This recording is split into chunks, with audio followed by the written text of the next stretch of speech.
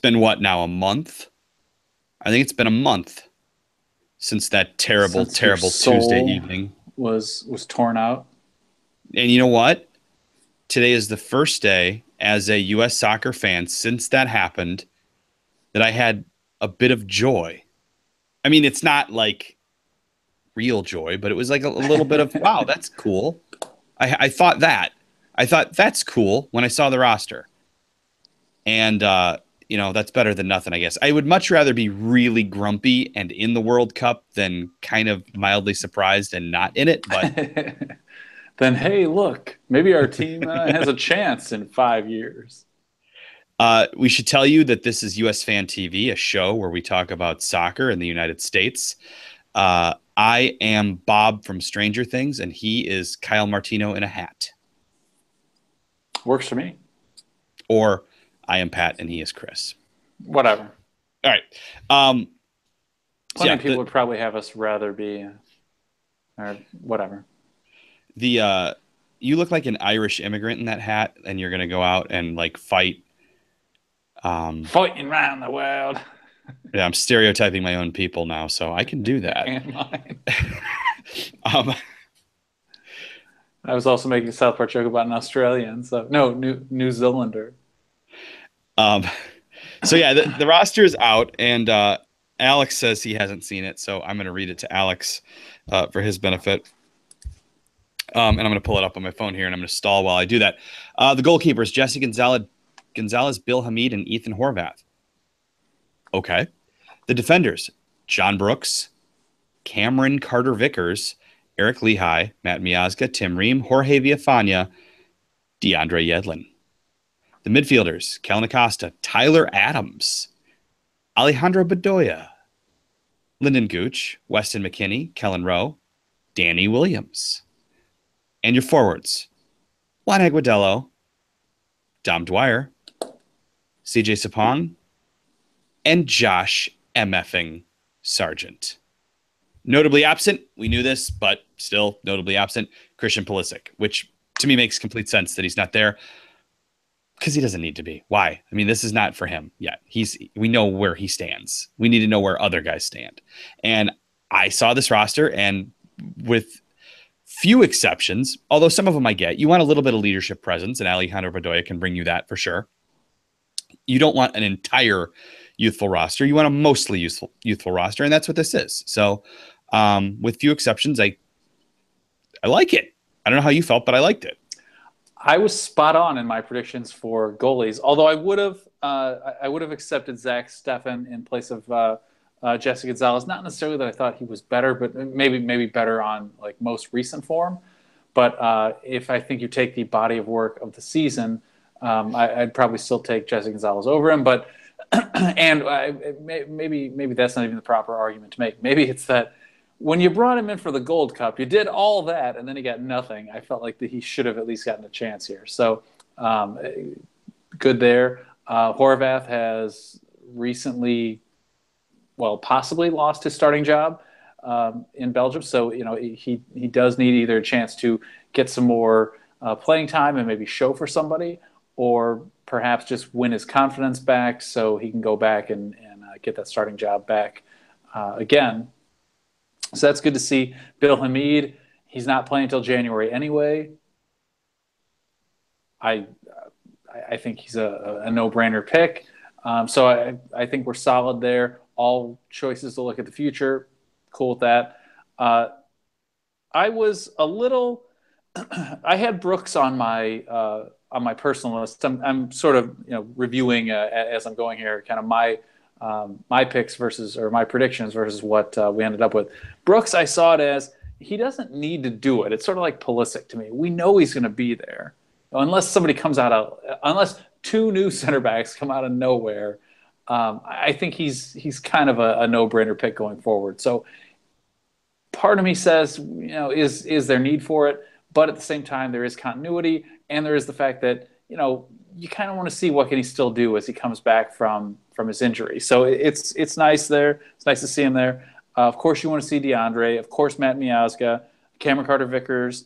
One of the guys that I was surprised didn't get a call up was Eric Palmer-Brown. I kind of felt like, and I know it's not exactly a 1-to-1 because you're dealing with probably somebody for a right back versus um, versus different positions across the back line, but maybe him instead of like Eric Lehigh.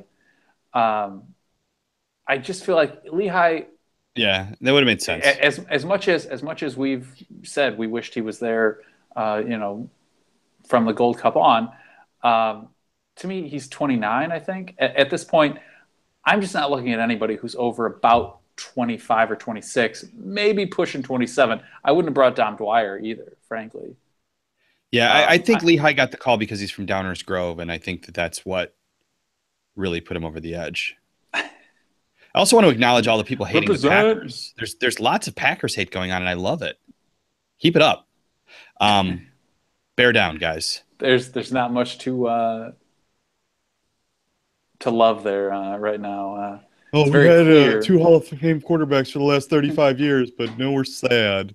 Um, It's very clear that without one particular guy, that is a very mediocre the team. Rodgers. I think it's going to be a bit like perhaps Arsenal minus Alexis Sanchez in about 2 months, month and a half at Uh, this point. for people asking about Jonathan Gonzalez, there was a report, and I don't have the reporter to give credit to. I'm sorry about that, but so I'm just going to do the ESPN reports um, that he was going to be picked, but because Monterey is in the playoffs, they didn't do it. So makes Yeah, sense. supposedly he has reiterated his choice to play for the U.S. going forward. That Mexico has tried to pressure him recently, and it hasn't worked out. Yeah, I had him as kind of a question mark in my midfielders because, yeah, I didn't know if he would be available, but either. But other guys, I guess, that I would have liked to have seen, maybe Matt Olasunde. I think that's how you say it. Excuse me. A dude from Man United, just as a way to possibly get him a look somewhere because he's got to go somewhere. He's sort of like Carter Vickers last season, where it's like, guy's got to go somewhere. He's not getting playing time.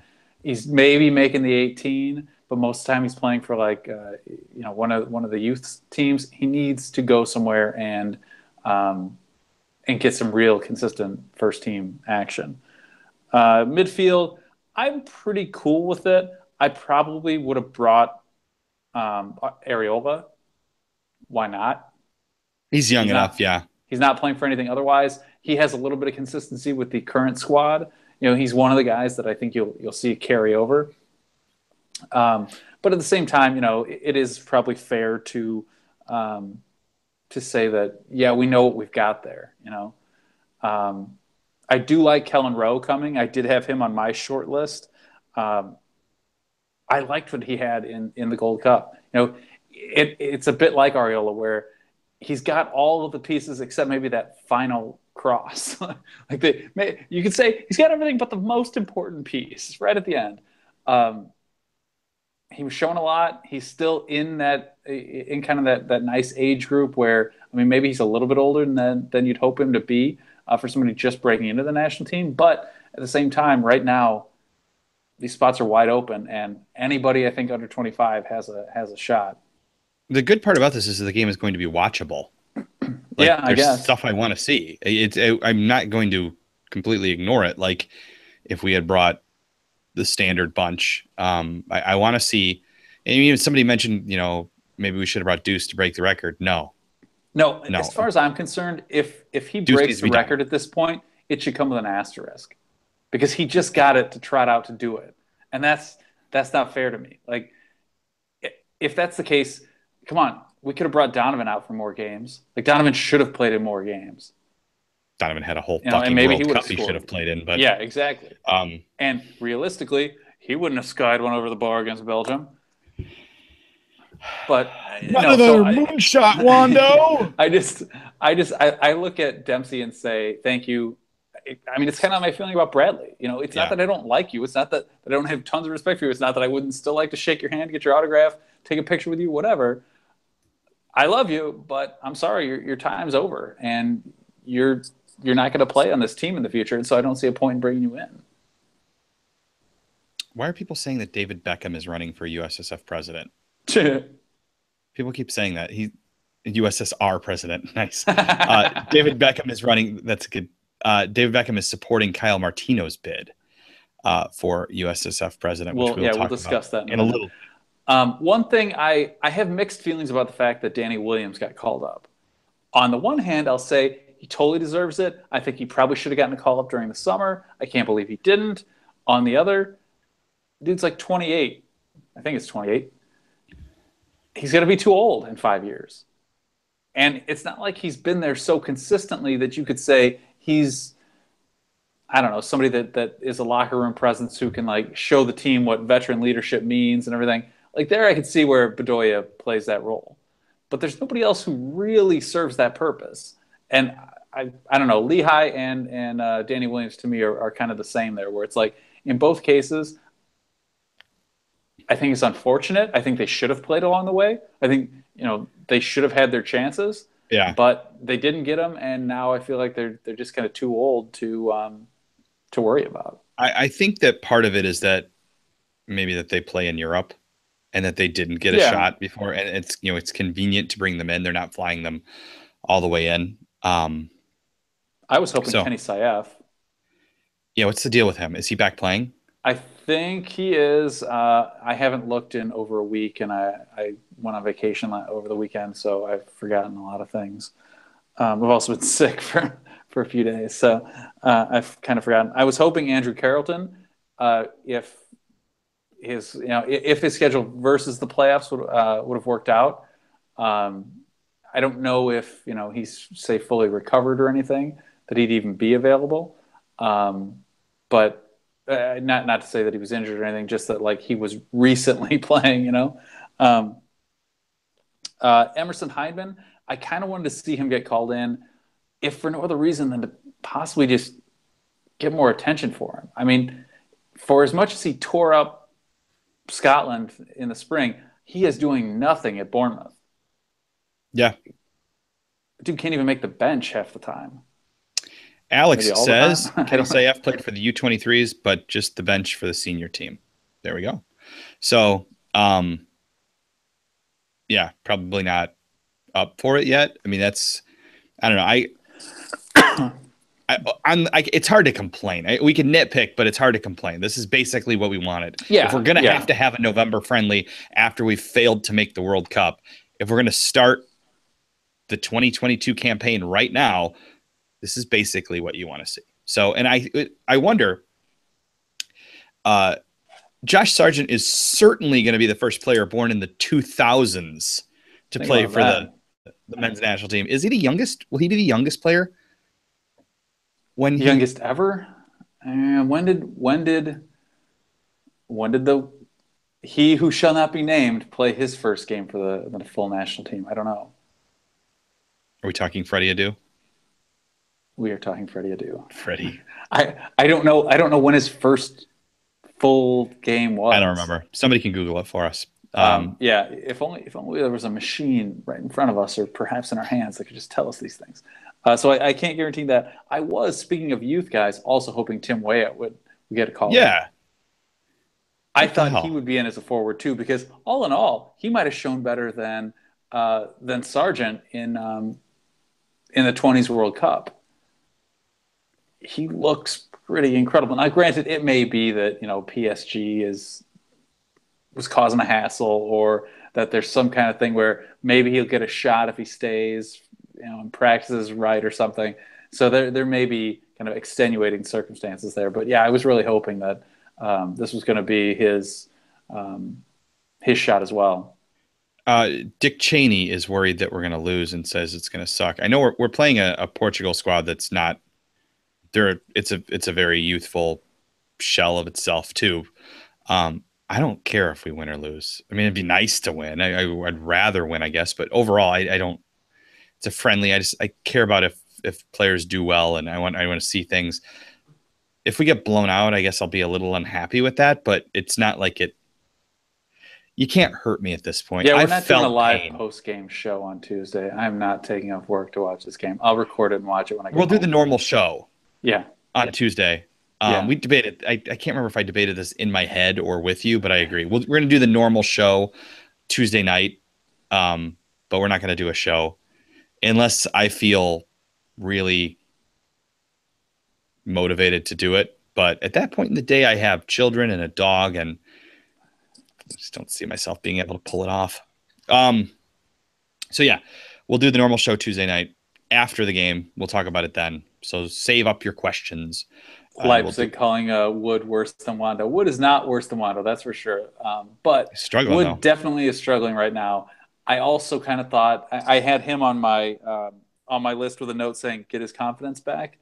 When even the team is saying he seems to be in a downward spiral, or I can't remember what kind of spiral they called it, but he does seem to be spiraling. And it's you don't want to see this stay this way for him because, yeah, he'll hit the bricks. He'll be stuck on the bench, and then he'll have to go somewhere for more playing time. But right now, to hit it, the problem becomes: does anyone want him come January? Can they get him a loan anywhere? You think it may end up that he's stuck on the bench till the end of the season, and you just don't want to see that for any player, especially somebody that you're hoping is still developing for the future. Christian can't see us for some reason, but I can see us. I blame Chris for this. Always blame me. He's done nothing wrong this time, I swear. I can see him just fine. We should talk about our boy Pulisic, who I go in. I watched Dear Classicer on a schmillegal stream because I still don't get Fox Sports 2, and Fox Sports 1 had to have some stupid college football game on. Football. East Oklahoma, whatever the fuck, was screaming, "What a touchdown!" I don't like college football that much, guys, but so I had to watch an illegal stream of Fox Sports 2 and the Bayern BVB matchup. I go into these things and I realize it's like almost like looking at my own child. I'm very biased when I'm watching Pulisic. I want to believe he's doing better than he is, but I swear he was the best player on the field for Dortmund. Am I crazy? I think that's a pretty consistent feeling. I mean, even the average scores given out, I think he was the highest rated player, maybe second. I can't remember exactly now, but if I remember correctly, yeah, he was the highest rated player on pretty much everything I saw, all the reviews as well. Yeah, I mean, come on, the dude Meg Arjen Robben. Robin, yeah, and that was a pretty spectacular play he had there. I mean, yeah. It was 3 touches in a square foot, basically, to beat 2 defenders, and then Meg, a world-class player, and the guy that everyone's saying, I'll give you were I would say probably the first I heard say this, the guy he should replace long term. He plays both wings. He's quick. He cut inside. He's got the dodgy flapper, as the men in Blazers call it. He's skinny. He's almost the same height. He's Arjen Robben. I mean, that's to me that he missed the World Cup. To me, that is the ceiling for Christian Pulisic. And Arjen Robben at one point was probably 5th or 3rd best in the world at his peak. Like, he was definitely top 10 for a while. I would say he was definitely top 10. I don't know if I'd put him as high as 3 or 5, but yeah, he was certainly up there. I mean, that's a pretty high ceiling for Mr. Pulisic. So Pulisic had 14 take-ons in that game. The only 2 players in Europe with 14 take-ons besides Christian Pulisic in that game are Messi and Neymar. Who? Somebody's going to comment. Somebody's going to comment. I guarantee you. Let's just leave it like that. Let's pretend we don't know who they are. Somebody's going to comment. Messi? Yeah. Neymar? I don't want to compare Christian Pulisic to Messi and Neymar, no. But I just did. But no, he's not that good, but that's a pretty cool stat. But I will compare him to Arjen Robben because I said it a while ago. I say it again. He reminds me of Robben. And then these rumors that was it Lothar Matthäus who said he thinks that they should line up Pulisic to replace Robben at Bayern, which had our friend Sandra not happy because she wants him to go to Real Madrid or anywhere but Bayern probably. But yeah, I gotta say that would be kind of cool too. I've developed a strong bond with Dortmund over the last couple of years. but to see our boy go to one of the biggest clubs in the world would be pretty cool. And I think he'd do well. I'm convinced he'd do well anywhere at this point. So I I would root against his moves more if he wasn't the first. You know, like if he yeah, was the third guy like him to be this, then it's like, okay, now I can go. Yeah, don't go to Bayern. Don't go to Bayern. Like, come on, you're selling out. You're selling out Dortmund there, even though, come on, it's kind of what happens to Dortmund. it's But kind of the natural path, isn't it? And then he'll go yeah, back pretty to much. Dortmund a few years later. But yeah, it is like you know, when he's still the first, then it's like, yeah, I just want him to go like somewhere big where maybe he has a real chance of winning like Champions League, and he's gonna be he could possibly be a star on a team that's doing this. Like, yeah, I can't knock anywhere he goes in that case. In that regard, I guess I'm too much of a fanboy. Yeah, Umaro says, "Don't go to Arsenal." Yeah, please don't. We don't want your career screwed up. Oh God. Don't go to Liverpool. Oh. I don't know that I want him anywhere in England. Yeah, go to Real Madrid if they want you. But I mean, honestly, if he's going to go to any big club with his old buddy Dembele having just gone to Barcelona, I don't think that's the place. If he's going to go to any giant club, and I consider there to be, while we wait for Man United to get their act back together, I consider there to be three giant clubs: the two Spanish teams and Bayern. Those three to me are bigger than any other clubs in the world. Man United used to be in that group, but I don't know if you can still consider that. Bayern is the fit. Bilbao and Villarreal. Yeah, yeah. Um, Bayern is the best fit. Hey Pat, how do you feel losing to Man City? Like any other week, it felt like normal. I expected it to be an absolute killing, and that the referee sort of manufactured two of the goals, or made played a heavy role in two of them occurring. I was surprised to see. Like, all in all, if you discount the referee's involvement, Arsenal did fairly well in that game for a game that I was predicting up until the start of it we were just going to get slaughtered. Here we go. Yeah, Leipzig. I think you can make a case for PSG to be in that group I just mentioned, and then Man City as well. But they feel like newcomers. You know, like there's three consistently over the last 10 years, three teams that have been very, very, very good. Those three. So that's where I'd put them. Man City's, they can make a case though, especially with Pep there. I wonder how long Pep stays there, but he's certainly got them going in the right direction. And my God, De Bruyne is good. He's so good. So yeah, I mean, yeah, Juve. I discount the Italian league too much. I think Juve is probably definitely near that group, if not in that group as well. So that's definitely fair, Alex. All right. So I mean, I guess it's okay to say that I thought he was the best player on the field for Dortmund. I hate. It's weird saying it because it feels like maybe I'm just being a homer, or I don't know what I'm talking about. It's weird saying that any U.S. player would be the best player on the field in any major European match. I don't remember ever saying that. DeMarcus had some really good games after he went to PSV, but I don't remember saying that in a while. So it feels kind of good, I guess. So that was good. Does it mean he goes to Bayern? I don't know. And I wonder, we always see these giant moves after a World Cup, Yeah. and now he doesn't have that international stage, but it seems to me that that's pretty stupid these days. It's not like the games aren't on TV. It's not like every stat in every game isn't available for everyone to see. It's not like you need a World Cup to go, oh, that guy's good. So it shouldn't matter, but I bet it will. I bet it still will. And I think he will be at Dortmund still next fall, but we'll see. If he does go anywhere,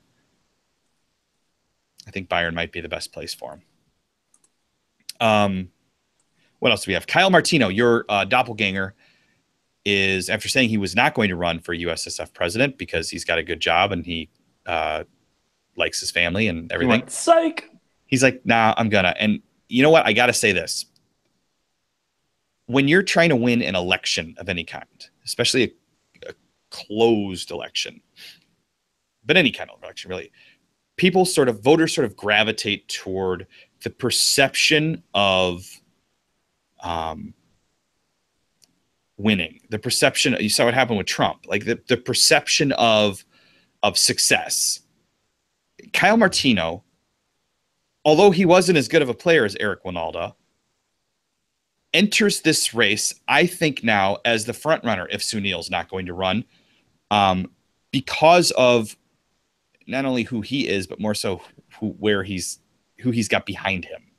Well, I might even say he could be a favorite even if Sunil does run. I'm not saying he becomes the favorite, but we know, like the players have already said that 20 voters have already said they're going to vote as a block. Yeah. So you just got to win them. I would guess any former player probably has a good in at winning that block. Well, it's not. They're only 20%. Oh yeah. So you're right. They're Right. each. But either way, that's a fifth of your votes right there. Yeah. You need a simple majority, don't you? So you got to come up with another Right. 31%. Where could those votes come from? I would think his name, his face get a lot. He's going to have connections within U.S. soccer. He's going to have a lot of people behind him. I think all the former players have it, but I think he is the most, maybe most well-regarded or most Yes. He's the most seemingly even-handed. I mean, polished, yeah, like well funded, probably. We assume this, but we don't know, considering who his wife is and his in-laws. But who's to say they're even? I mean, you never really know what's going on.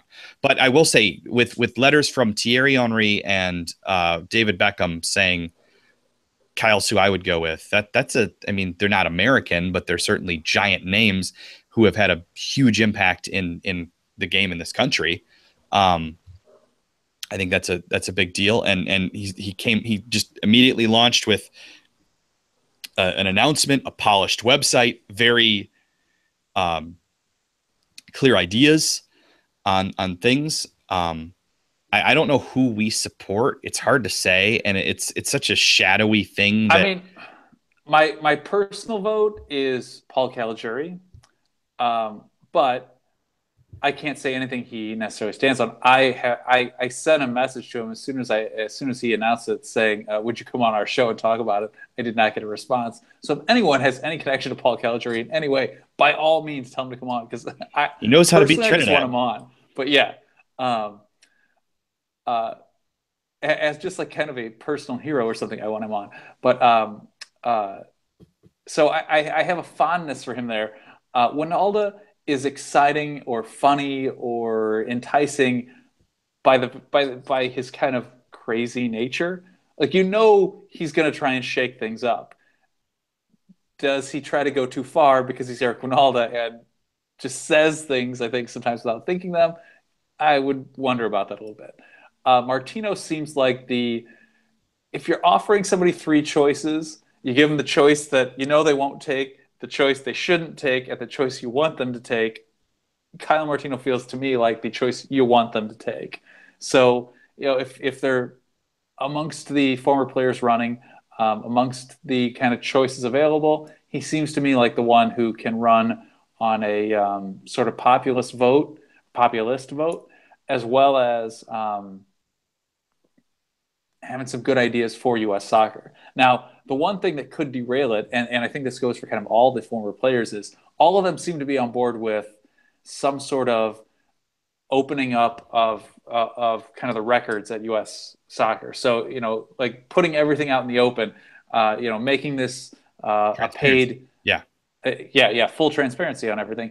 And I think there are probably still a lot of people behind U.S. soccer who don't want that to happen. So I can see where the board wants to stick with Sunil or any voting members of the board, things like that. Anybody who has some kind of shady deal with U.S. soccer probably wants to keep Sunil. So there is going to be pressure to keep him. I can't imagine he's not going to run. I think he's just playing a game by saying this. Although, as we talked about last time, what's to stop him then from stepping down or stepping aside, so to speak, and taking that huge consultancy job where he just makes a bunch of money and all he does is come to a meeting once in a while and tell somebody, yeah, call this guy Yeah, or and call that woman or Martino saying he wants to work in lockstep with Sunil yeah. as he replaces him sort of indicates that to me. That yeah, Sunil, you go bye-bye. We'll give you a nice little payout. You help us make sure we get the 2026 World Cup bid locked up, and then you can go on your way and teach your classes or whatever. Yeah, I get the sense that Kyle Martino knows what he's doing, and I get the sense that he wouldn't walk away from that job without having a pretty clear indication that either he was going to win if it's something he wants to win, or if it's just a thing where he wants to show that he did something, build his brand, and then come back to NBC. That's fine too, because you got to remember that like there's this block of players that's going to vote. That's only like we talked about a fifth of the thing. There's all these other interest groups like youth soccer and MLS is part of it, and club soccer. And you know who MLS is voting for. Yeah, so it's not going to be it's not like the most clean process. It's you go through, you vote. If nobody gets a majority, they vote again. They vote again. It's sort of like an Olympic, the bidding for the Olympic cities. Which You is vote, always on the there's a up and winner. up as Yeah, well. or voting for the Pope. Very, very transparent process there.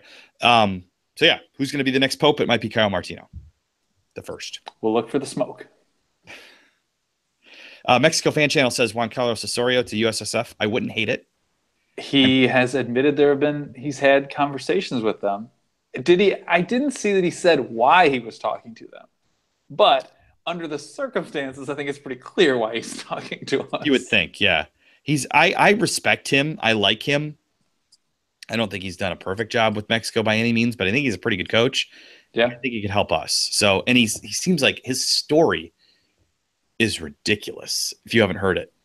Well, and I mean, beyond all that, then you still have the fact that because he has MLS experience, he understands kind of the Mhm. weird MLS process and things like that.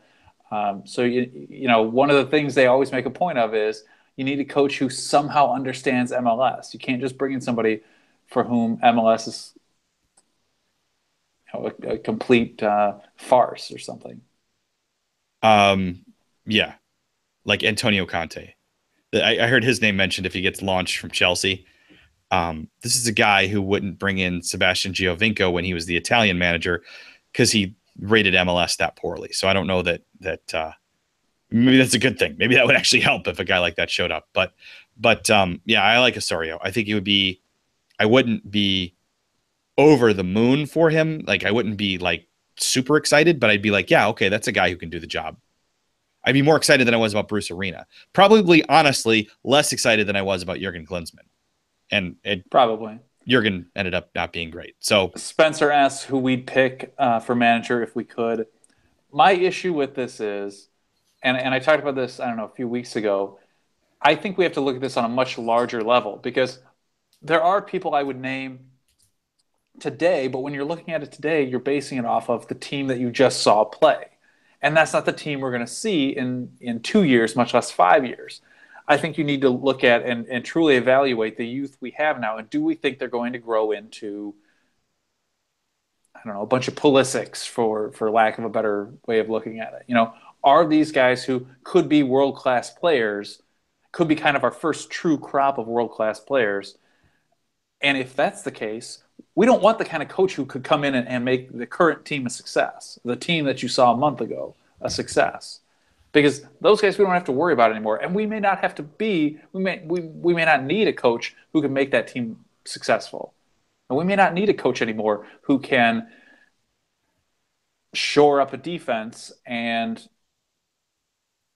you know, sit back and get a lucky counter and get a lucky goal and win 1-0 away anymore. We may be looking at a coach who can instruct them to, play total football or Yeah, something along those lines. maybe. So I think there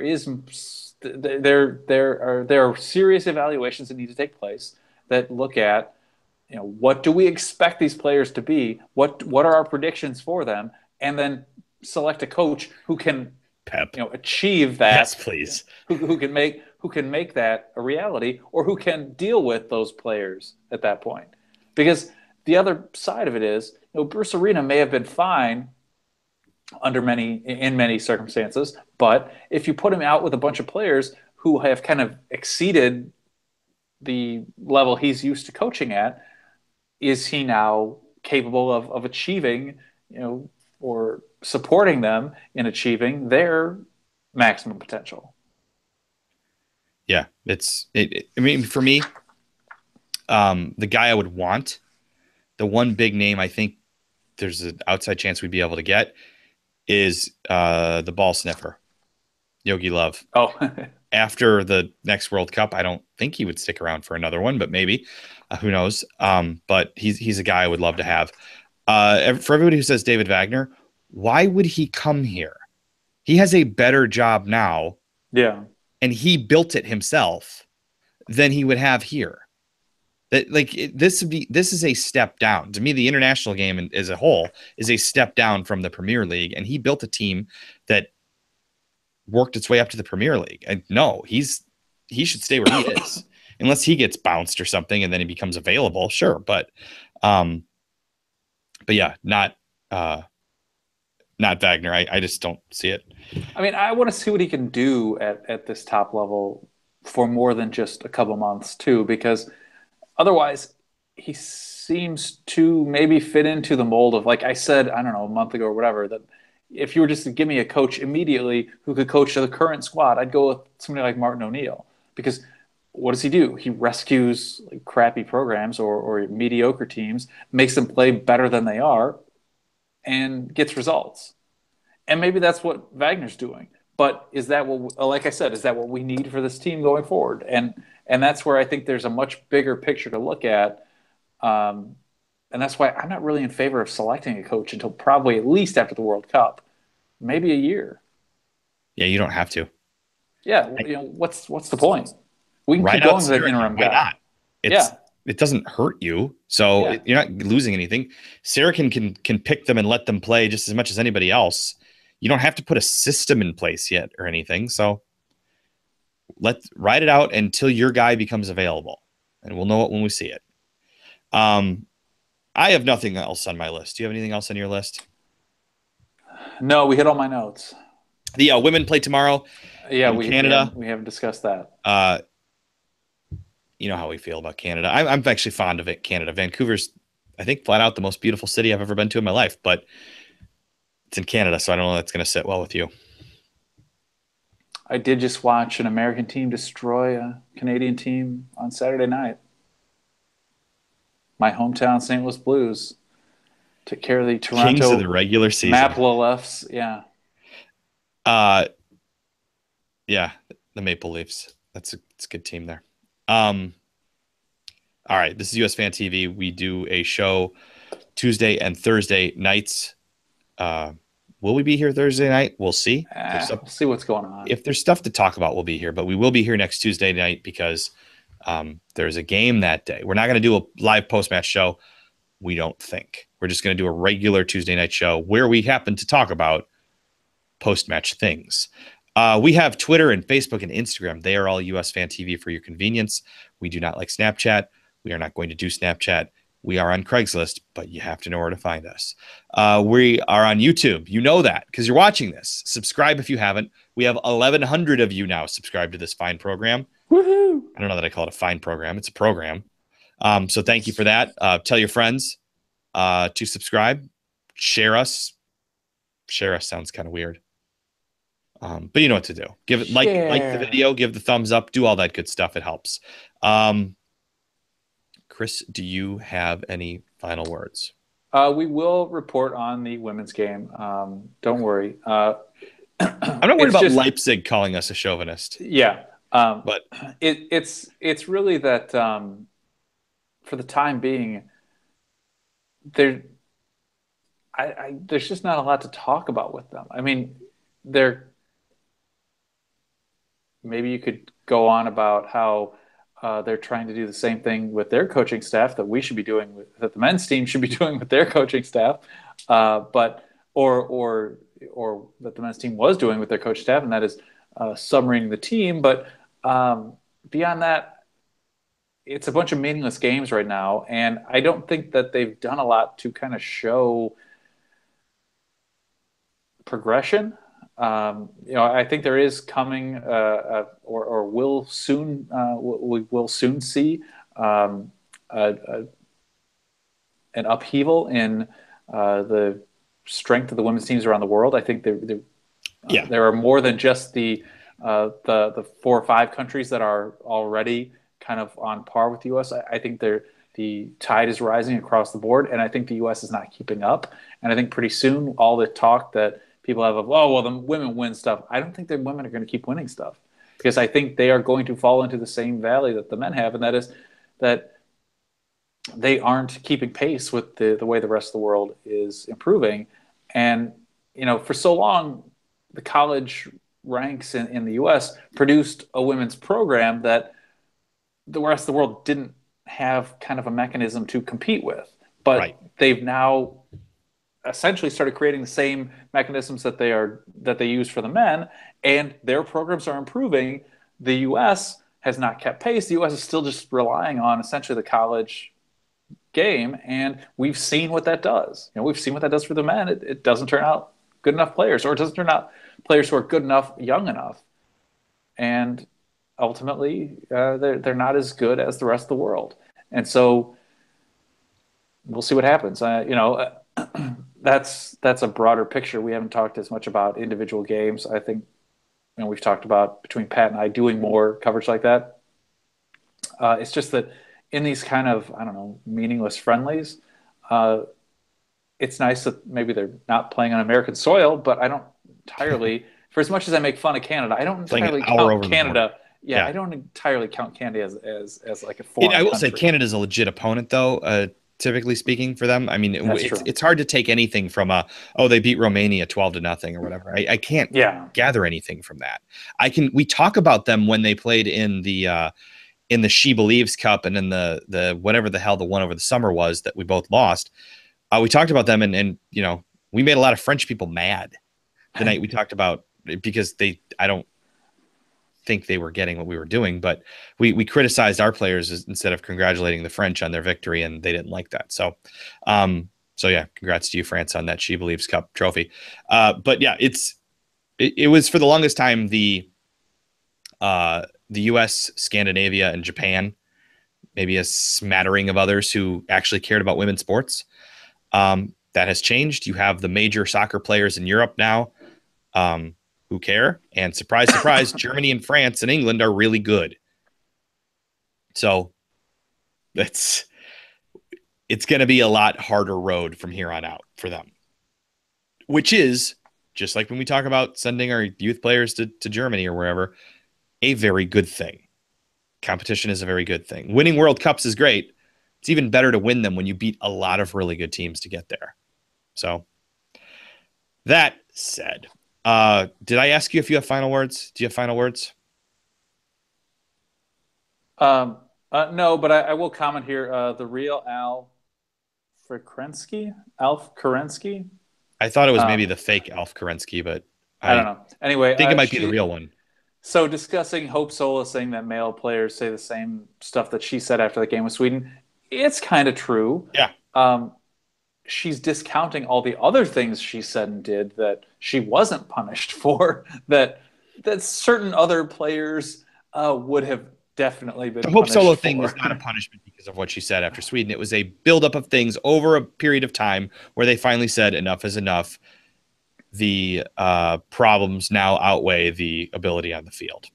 And yeah, stealing a U.S. soccer van and going drunk driving with your husband, that's a problem. Domestic violence. Domestic violence is a huge problem. So, and, we talk about the double standard that men get a lot, but on domestic violence issues, there's a double standard the opposite way. And it's, look at Ray Rice. His career ended. Now, after there was a video and a lot of pressure, the NFL was happy to sweep it under the rug until it came out and was a PR problem for them. But yeah, Hope was involved in that DV thing, and I don't know the details of it. It may have been not nearly as severe. So the family ended up eventually they refused to testify. But yeah, it's that she basically beat her 16-year-old nephew and his mom. It's unclear exactly why, but whatever. There was just a lot of stuff. Then there was a loss, and at her age, they were like, okay, fine, this is the straw that broke the camel's back. Right. You're done. So she's right that male players get away with saying things like that, but every other player probably would have been punished ahead of that if we start counting all the other things that she had done too. And then, whatever. She can say whatever she wants. She isn't truly accounting for all the things that, all the little things that she'd done along the way. I think if the rest of her teammates truly wanted her there, I think you would have seen more support for her as well. I do think there's a little bit of something telling in the fact that there wasn't a ton of support for her to like stay on the team. Like, oh, why is she in trouble for saying this? Yeah. For as much as many of those the women on that team have been very vocal about things that they feel they face that they shouldn't have, or things that they should receive. Whether it be their the contracts for pay, whether it be playing on artificial surfaces. They've been very vocal about saying when things haven't been fair, and they did not. While I won't say people didn't, somewhat defend her. There wasn't like an outpouring of support for her, which to me says a few things about her, that maybe they were kind of sick of her too. It was basically Carly. She's the only one who I heard her support Hope. So hopefully, and there may have been others that I'm not aware of, but it was basically Carly's the only one I remember. So, and those two are pretty tight. So, I mean, it just seems to me that if you're talking about a player getting like sort of banned, if the rest of the team is really in that player's corner, they're going to say something. And there wasn't a lot of pushback. But anyway, whatever. All right. This isn't the Hope Solo show. So you have to say the thing. On that note, you're done. All right. We'll see you guys either Thursday, maybe, probably, possibly, or definitely next. If we don't see you Thursday, we'll see you next Tuesday for the somewhat post match of the U.S. and Portugal. You're done. Thanks, everybody.